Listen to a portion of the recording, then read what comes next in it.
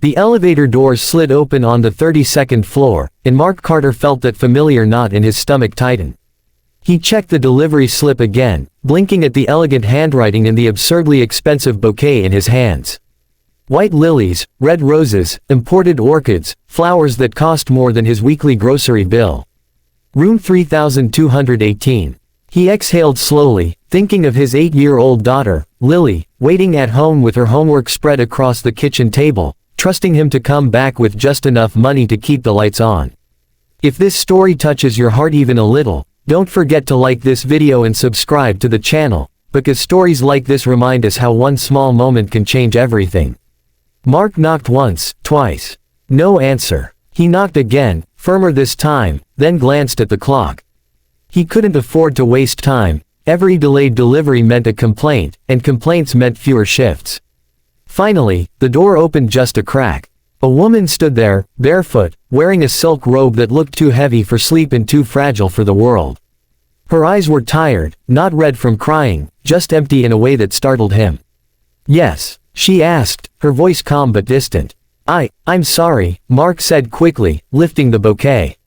"Flowers for Ms. Eleanor Whitmore." He mispronounced the name, already feeling stupid. The woman's eyes flickered to the card, then back to his face.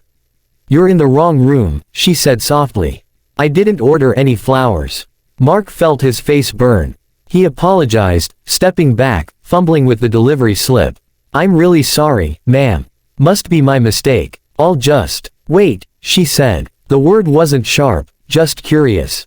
She studied him for a second, his worn jacket, the delivery cap he forgot to remove, the exhaustion he didn't bother hiding. "Who are they for?" she asked. He glanced at the card again. "It says, to Eleanor. I'm sorry for everything. That's all." Her lips curved into a sad smile. "Then you're not as wrong as you think," she murmured. "Come in. You look like you've had a long day."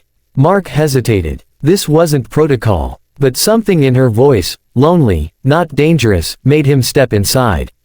The suite was massive, all glass walls and city lights, but it felt cold, like no one had lived there in a long time.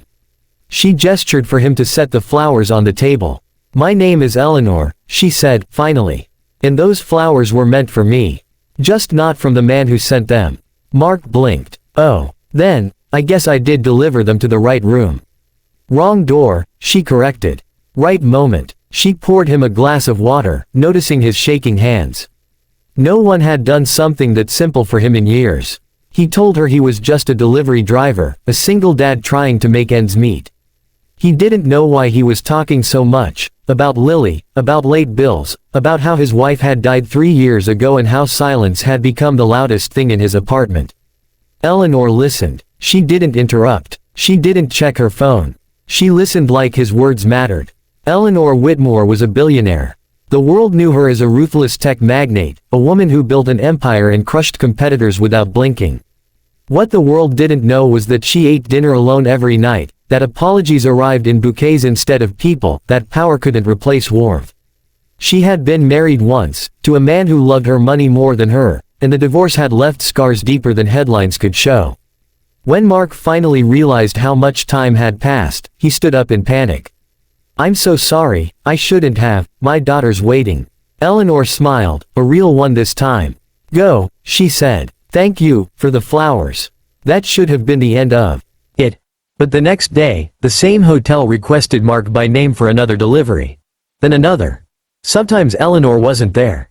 Sometimes she was, and they talked for a few minutes, about books, about Lily's drawings, about Eleanor's childhood in a house that looked perfect but felt empty.